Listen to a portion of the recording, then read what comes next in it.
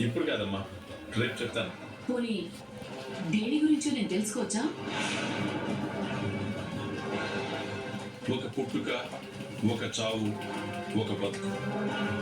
రే దాసు, ఎక్కడికి రా? నువ్వేం చెప్పాలనుకుంటున్నావురా? బా, వీడేంటి ఇలా టెన్షన్ పెట్టి వెళ్ళిపోయాడు? ఏం చెప్పాలనుకుంటున్నాడు? నేను బిడ్డను మార్చిన విషయం వీడికి తెలిసే అవకాశం లేదు. నిజం తెలిసిన సైదులు గారిని అప్పుడే చంపేశాను. మరి దాసు నాతో ఏం చెప్పాలనుకుంటున్నాడు? నాకు వీడి అర్థం కాదు, వీడి మాటలు అర్థం కావు. అదేంటో తెలుసుకోవాలంటే రేపటి వరకు ఆగవలసిందే.